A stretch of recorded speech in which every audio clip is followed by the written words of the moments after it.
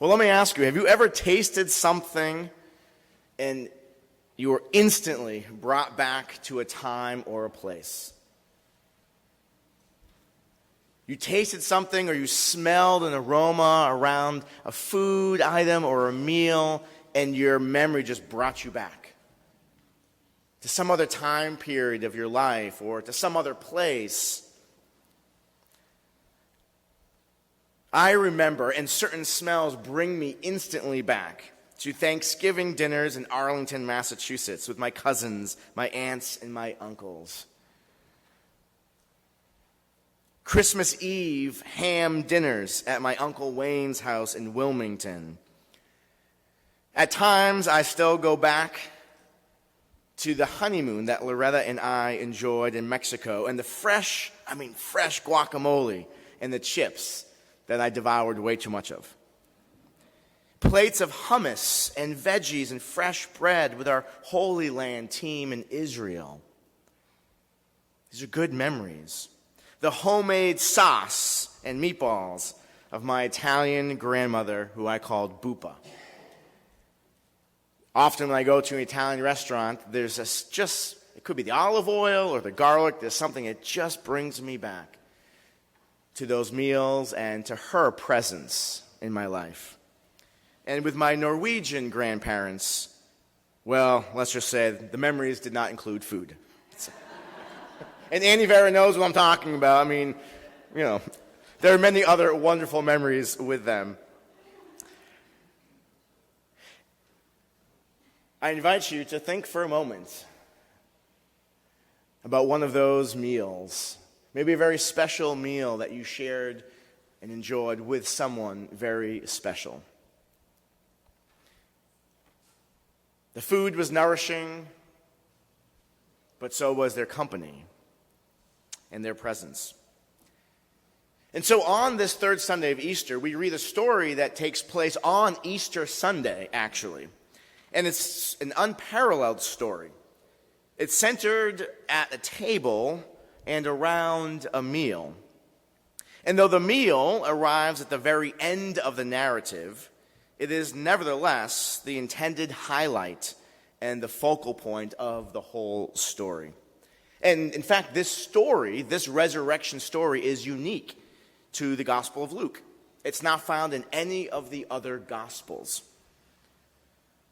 Luke takes this journey of around 7 miles, and he uses this journey as these two disciples were walking and talking, which is a wonderful thing to do, by the way, together.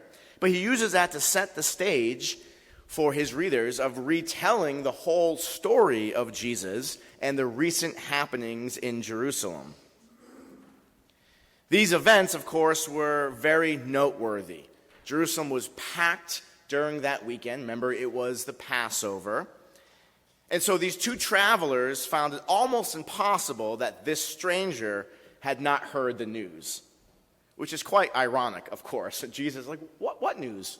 What happened? I just love that part.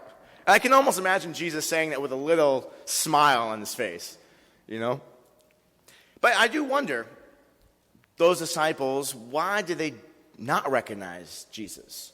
Was there something about his resurrected form that maybe was different? Perhaps.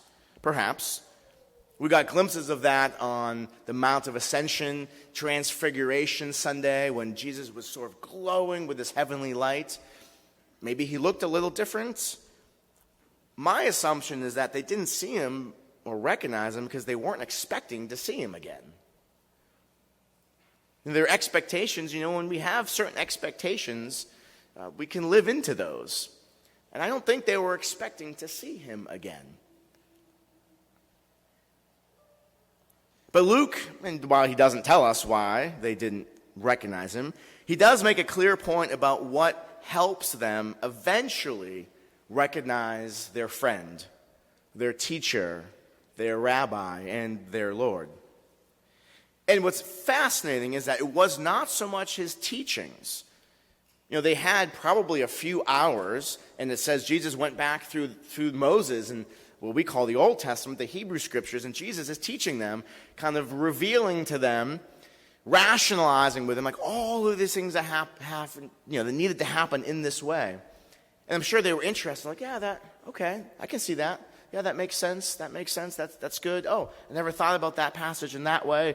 Oh, you're helping me to connect those dots. But yet it wasn't in the teaching, as good as I'm sure they were. It was in his actions. And very specifically, when he takes bread, breaks bread, and gives it to his friends.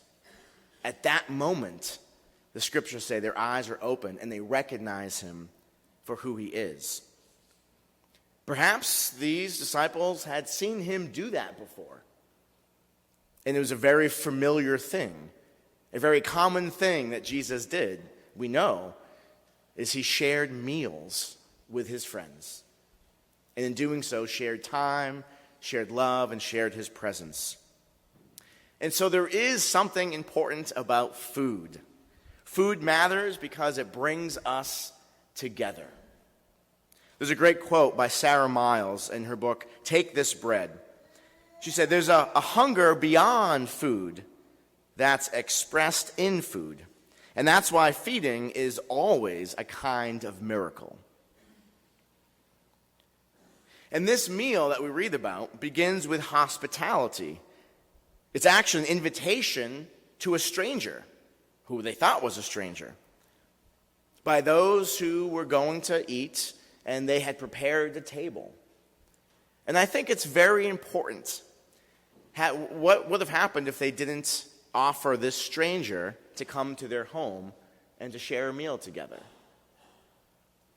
Jesus may have just kept walking along the road. But these disciples, because they were, in fact, disciples of Jesus, understood the importance of hospitality and radical invitation to people. And of course, this was part of Middle Eastern culture. It was back then, and it is still today known for its hospitality. Many of us had opportunities to experience that during our travels out there. These two travelers invited a stranger into their company on their journey together, sharing their stories, sharing their beliefs, sharing their hopes, and sharing their bread. Sharing a meal can be a very powerful moment, and breaking bread can help break down hostility or tension or discord. It can open our eyes in remarkable and life-changing ways. Often when people might have we'll call them some disagreements with one another or with family members, my advice, and it sounds strange at the time, would be like, get together and have a meal. Eat food together and talk together. Because when you're in the presence of somebody else and you're sharing a meal, it does something, miraculous. It can break down boundaries and barriers. This Emmaus meal is and has become the Eucharist meal. Because Jesus did, now, a very ordinary thing then, but now we use what he did to symbolize, and we do it for Communion Sundays. Jesus took the bread. He blessed the bread. He broke the bread. And he gave. And maybe when he did that, those disciples remembered when he did that on what we call Maundy Thursday, the last meal that he shared with them, when he broke the bread and said, "This is my body given for you." When he poured the wine and said, "My blood will be shed for the forgiveness of sins for you and for all people." Maybe, just maybe, when Jesus did this, without saying any of those words, he simply took the bread, blessed it, and broke it and gave it. They remembered, and then they saw. And they recall, perhaps, Jesus saying, "Every time you do this," or another way of saying it is, "Whenever you do these things, remember me." And what did Jesus mean by that? Well, quite literally, Jesus meant whenever you break bread and drink wine and share a meal together, remember me.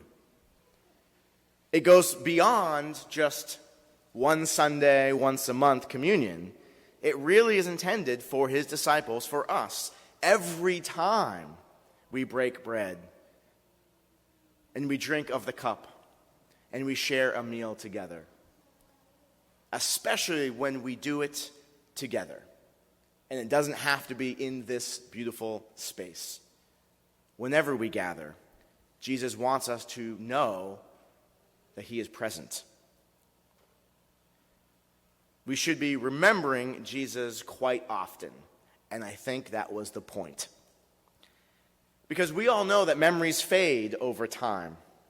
Memories of your honeymoon might seem quite distant, or your baby's first steps.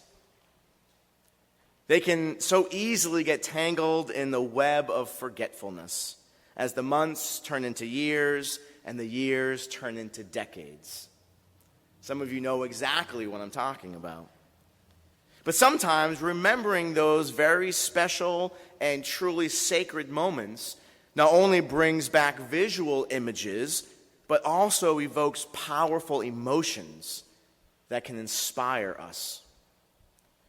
For some couples, going back and seeing pictures or video of their wedding day and being reminded of the vows that were exchanged is exactly what is needed to restore the promises and the commitment made and to help heal a fractured marriage. When we do weddings here and couples have a unity candle, we give and bless that candle to them. And I say, on your anniversary, light that candle. Remember, go back and read your vows. It's important for year 1, but year 10, year 25, year 40, it becomes more important as the years go on. Looking back at baby pictures can spark a renewed sense of intimacy and connection, causing parents to, at times, reach out to children who have been distant for a long time. Finding an old high school or college graduation photo can be a catalyst that refuels ambition or determination that perhaps has been slowly fading over the years. You remember, you'll look a little bit different, I'm sure, but you remember back then what you hoped for, what you wanted to do, and that can inspire you towards action. It's never too late. It's never too late to make a change in your life. A memory of a mentor who was a source of motivation towards greater goals and a flourishing life. Those memories can help us. We have 8 adults who are mentoring our confirmands this year. And my hope is that 10 years, 20, 40, 50 years down the road, these youth who will be adults will remember back to their mentors and the support and the encouragement and the affirmation and maybe a meal that they shared together here in Stowe, Vermont. The truth is, we all need these memories because their presence is powerful in our lives. And the Christian church, throughout its history, believed this to be true, and so established constant reminders in our worship services. What we do and say on a typical Sunday is meant to help us remember who we are, who we're called to be, and always to remember Jesus. This table is called the remembrance table. We have the words right there. And yes, one Sunday a month, we gather and we remember, but this table is here every Sunday. Those words are there every Sunday. Everything we do as part of our worship service is meant to help us remember and reclaim our identity. The Christian church, the gathered community of faith, tells stories that recall Jesus' presence. We share our own stories and we share our hopes. We open our homes and our hearts in Christian fellowship. And we should open our doors to, yes, even strangers who might be more than strangers. And as we eat and drink together with glad and joyful hearts, Jesus is present in our midst. Even if at times we cannot see or recognize, Christ is there with us, walking with us, guiding us, even being a few steps ahead of us on this journey of life.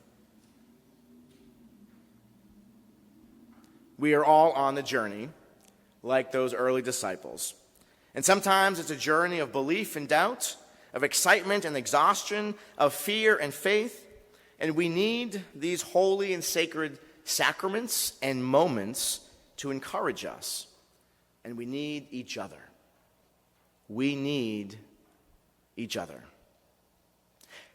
And so I ask, could it be that each time we break bread together, what is also broken are the foggy lenses of our eyes and at times the callousness that's built up in our hearts?